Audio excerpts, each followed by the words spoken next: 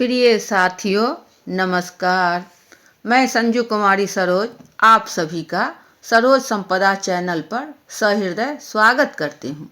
जैसा कि आपको YouTube के थंबनेल से ज्ञात है कि आज हम सभी सक्षमता परीक्षा 2024 पर अति महत्वपूर्ण सटीक प्रश्नोत्तरी को समझा जाएगा। मैं पिछले 20 वर्षों से बिहार सरकार के शिक्षा विभाग में कार्यरत हूँ।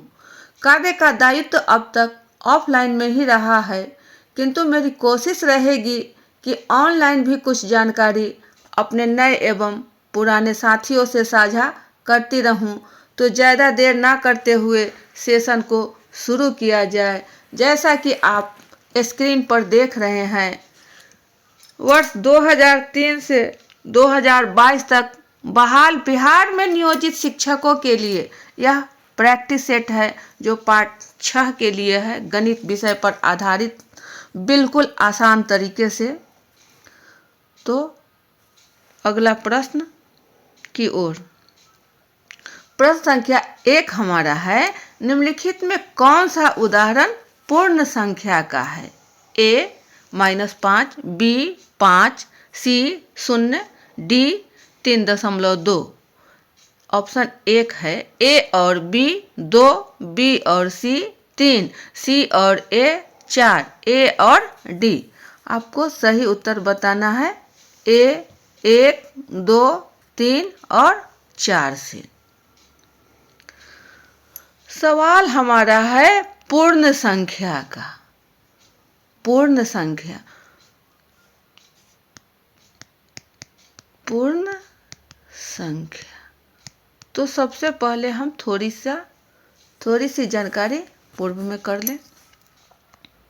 0, 1, 2, 3, 4 से लेकर 9 तक ये जो संकेत है, इन्हें द्वारा जो प्रदर्शित संख्या किया जाता है वह अंक कहलाते हैं। संकेतों द्वारा प्रदर्शित वह अंक कहलाते हैं। जैसे 35 क्या हो गया आपका? अंक हो गया। और 0 से 9 तक क्या हो गया आपका? ये संख्या हो गया।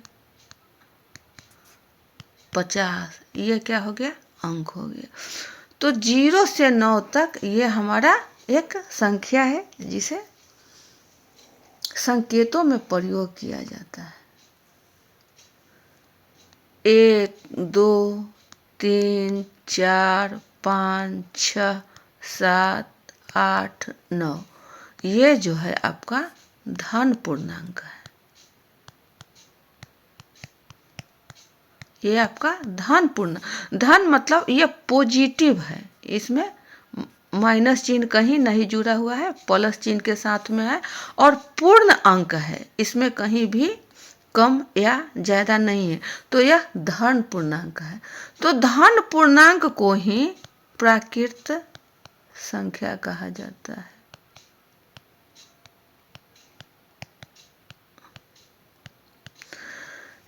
इन संख्याओं को गणना के रूप में प्रयोग किया जाता है। इनमें 0, -3, -5 या माइनस से और भी कुछ 5/8, 3/6 आदि, ये इनको कहते हैं भिन्नात्मक या परिमेय संख्या।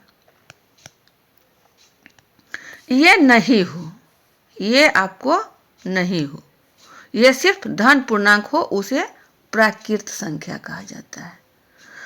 अब सवाल हमारा है पूर्ण संख्या का। तो जब प्राकृत संख्या में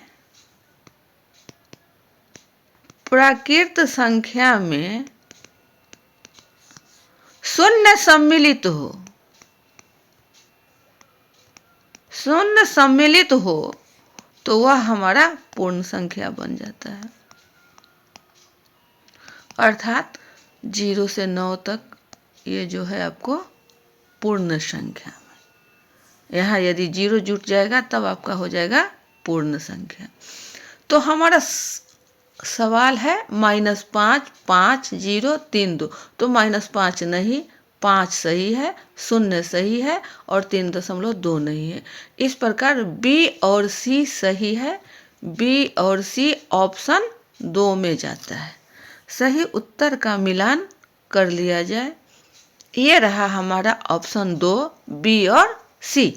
अगले प्रश्न की ओर। प्रश्न 2 है, निम्नलिखित में कौन सी संख्या समूह भाज्य संख्या है? 1, 2, 3, 4, 6, 2, 2, 4, 6, 8, 3, 1, 3, 5, 7, 4, 0, 1, 2, 3। आपको 1, 2, 3, 4 से सही उत्तर बताना है। सवाल हमारा है संख्या समूह जो भाज्य संख्या है। भाज्य, भाज्य मतलब विभाजित, जिसे बांट दिया जाए, भाग करने पर जिसे बांट दिया जाए। तो 2, 3, 4, 6 में 3 है, ये 3 नहीं होंगे भाज्य। 2, 4, 6, 8 ये आपको भाज्य संख्या है। 1, 3, 5, 7 आपका विषम संख्या है और 4 ऑप्शन में 0 लगने के कारण यह आपको गलत है। तो हमारा सही उत्तर हो रहा है ऑप्शन 2, 2, 4, 6, 8। सही उत्तर का मिलान कर लिया जाए। ये रहा हमारा 2, 4, 6, 8। अगला प्रश्न, प्रश्न संख्या 3 है, संख्या 1 क्या है? 1 में भाज्य संख्या, 2 अभाज्य संख्या, 3 सम संख्या, 4 विषम संख्या। आपको सही उत्तर बताना है 1, 2, 3, 4 से। तो संख्या 1 आपका जो है भाज्य संख्या नहीं है, अभाज्य संख्या नहीं है, सम संख्या भी नहीं है। तो है क्या? यह एक विषम संख्या है जो ऑप्शन 4 में है। सही उत्तर का मिलान कर लिया जाए। ये रहा हमारा सही उत्तर, विषम संख्या। अगला प्रश्न, प्रश्न संख्या 4, पूर्णांक संख्या का समूह है। 1, 3/5, 4/5, 5/6 और 5/7। दूसरा -1, -2, -3 और 4।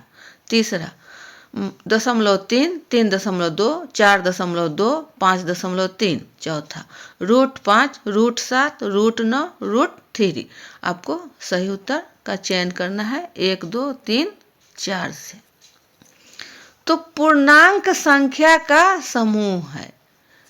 पिछले प्रश्नों में हमने देखा पूर्णांक संख्या, हमने देखा धन पूर्णांक। तो धन पूर्णांक आपका आया 1 से लेकर 9 तक। ये रहा हमारा धन पूर्णांक। लेकिन कह रहा है पूर्णांक संख्या। पूर्णांक संख्या, जब पूर्णांक संख्या होगा तो इसमें धनात्मक और ऋणात्मक और धनात्मक और ऋणात्मक दोनों शामिल होंगे। अर्थात आपका -1, 2, -3, -4, +3, 6 ये दोनों शामिल होंगे, तब इनको कहते हैं पूर्णांक संख्या। ये हमारा हुआ पूर्णांक संख्या।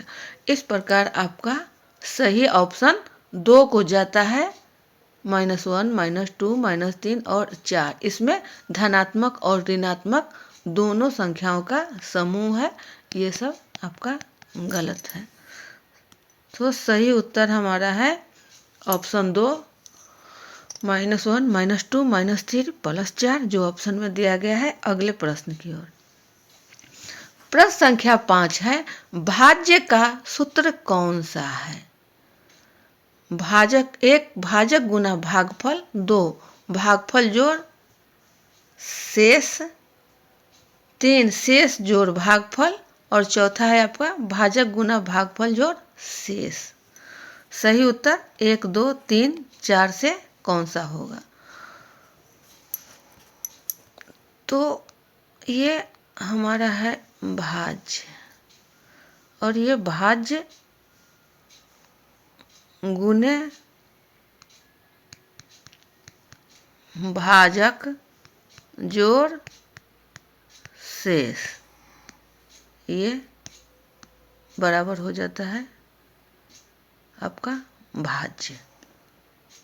यहाँ भाज्य गुना भाजक जोड़ शेष, ये ऑप्शन को जाएगा भाजक।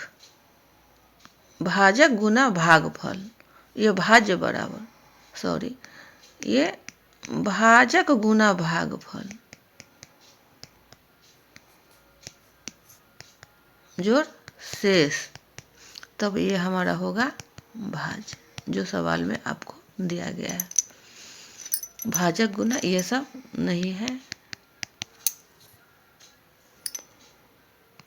सही उत्तर हमारा ये है भाज्य बराबर भाजक गुना भागफल जोड़ शेष। अगला प्रश्न 6 में है आपका संख्या 3872 में 8 का जातीय मान कौन सा है? 1 3000, 2 8, 3 800, चौथा 80। आपको सही उत्तर बताना है 1, 2, 3, 4 से। तो हमारा सवाल है जातीय मान कितना में? 3872 में 8 का। तो हम सबसे पहले समझे कि जातीय मान जो है आपको संख्या में जो अंक है, जैसे 8 पूछ रहा है तो जो संख्या में जो अंक है उसका वास्तविक मान ही वह जातीय मान होता है। 8 है तो इसका जातीय मान 8 होगा। यदि 2 पूछता तो इसका जातीय मान 2 होता। 3 तो जातीय मान इसका 3, 7 तो इसका जातीय मान 7। यह सिर्फ इसका वास्तविक मान, इसको बोलते हैं वास्तविक मान, जातीय मान को वास्तविक मान। तो 3872 में 8 का जातीय मान सिर्फ 8 है, सिर्फ 8 है, जो हमारा ऑप्शन 2 में जाता है। ये हमारा है, ये सब गलत है। सही उत्तर हमारा ऑप्शन 2 होगा। ये रहा हमारा सही उत्तर। अगला प्रश्न, प्रश्न संख्या 7 है संख्या 3872 में 8 का स्थानीय मान क्या है? 1 3000, 2 800, 3 80, चौथा 8। आपको सही उत्तर बताना है 1, 2, 3, 4 से। तो पिछला प्रश्न में हम लोगों ने देखा 3872 में ही, कंफ्यूजन नहीं हो इसलिए स्पष्ट रूप से सवाल उस वही है, लेकिन यह प्रश्न दूसरा कर दिया गया। 3872 में जातीय मान था और ये आपका है स्थानीय मान। स्थानीय मान किसका स्थानीय मान? तो 8 का। 8 का स्थानीय मान क्या है? स्थानीय मान का मतलब हुआ आपको वह किस स्थान पर है, उसका स्थान के अनुसार पर उसका मान आता है, स्थान के स्थान मान पर। तो 2 जो है आपका इकाई के स्थान पर है, 7 दहाई के स्थान पर है और 8 है आपका सैकड़ा के स्थान पर। ये स्थान इसका सैकड़ा पर है। तो जब 8 का मान सैकड़ा पर है तो 8 सैकड़ा, क्या बोलते हैं इसे? 8 सैकड़ा बराबर हो गया हमारा 800। कोई दिक्कत नहीं है, ये हमारा ऑप्शन 2 को जाएगा। आसानी से इसको हम टिक लगा देंगे। ऑप्शन 2 800, ये रहा सही उत्तर। अगला प्रश्न, प्रश्न संख्या 8 अब है संख्या 3872 में 8 का स्थानीय मान और जातीय मान में अंतर क्या है? 1 8, 2 800, 3 792, 4 808। आपको सही उत्तर बताना है 1 2 3 4 से। तो आप देख रहे हैं कि हमारा सवाल में अब स्थानीय मान और जातीय मान दोनों पूछा जा रहा है और उसमें भी अंतर। सवाल को आसानी से ध्यान देकर 3872 में स्थानीय मान, तो हमने पिछले प्रश्न में देखा 8 का ही पूछा जा रहा है, ये 8 का ही, तो 8 का स्थानीय मान हमारा हो गया 800। ये है हमारा स्थानीय मान। और जातीय मान ये जो है 8 का मात्र 8 होगा, तो ये हमारा रहा 8, जो ये है जातीय मान। अब इसका कह रहा है अंतर मतलब घटा देना, तो इसको घटा दिया जाए आसानी से। 10 में से 8 गया 2, ये रहा 9 और ये आपका रह गया 7। ये 10 इससे लिया, ये 8 इसको दिया, ये इसको दिया, इस प्रकार इसके पास 7 रह गया। आसानी से मात्र हमारा ऑप्शन 3 को जाता है। ये रहा 792। अब उत्तर का मिलान कर लिया जाए। यह सही उत्तर है हमारा 792। अगला प्रश्न 9 है, कौन सी संख्या इकाई के स्थान पर नहीं होगी जबकि किसी संख्या का वर्ग किया जाए? 1 4 2 9 3 0 और चौथा 2 है।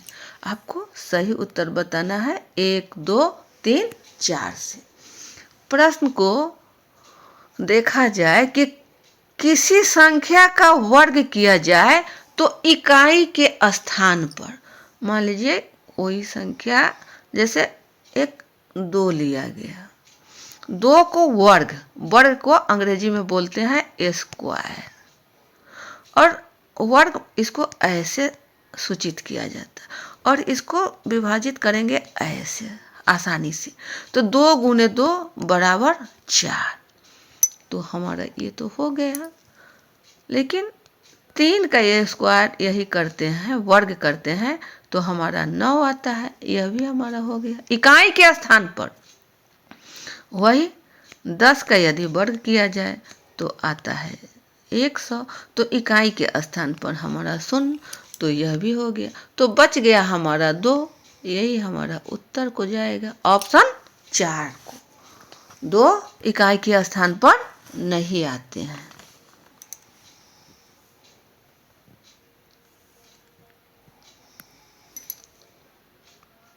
यह रहा सही उत्तर 2। अगला प्रश्न 10, किसी दंपत्ति की कुल 6 विवाहित पुत्र हैं जिसमें प्रत्येक के 5-5 बच्चे हैं, तो निम्नलिखित में उस परिवार में कुल कितने सदस्य हैं? 1 40 2 44 3 400 4 444। आपको सही उत्तर बताना है 1 2 3 4 से। सवाल है दंपत्ति, किसी दंपत्ति मतलब 2 पति और पत्नी, कुल 6 विवाहित पुत्र हैं।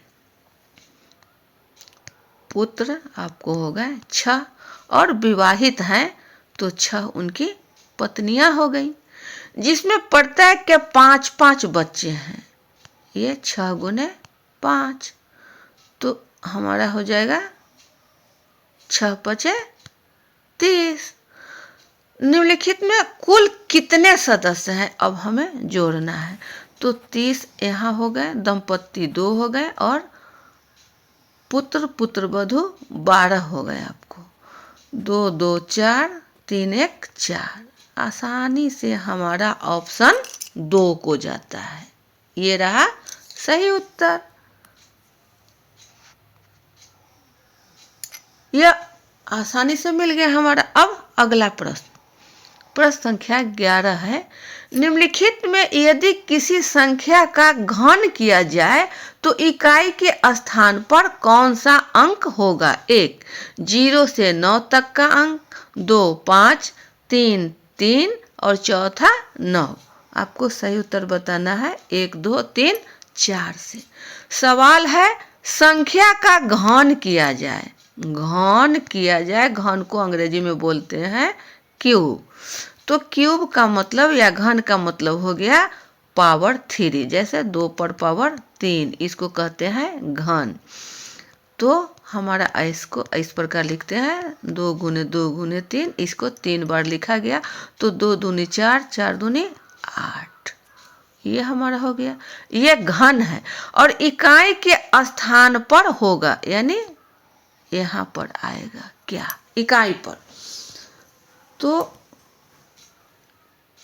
0 का घन करने पर 0, 1 का आपका आएगा 1, 2 का घन करने पर 8 आया आपका, 3 का घन करने पर आपको 27 हो गया, 4 का घन आपको 64 होगा, 5 का घन 125,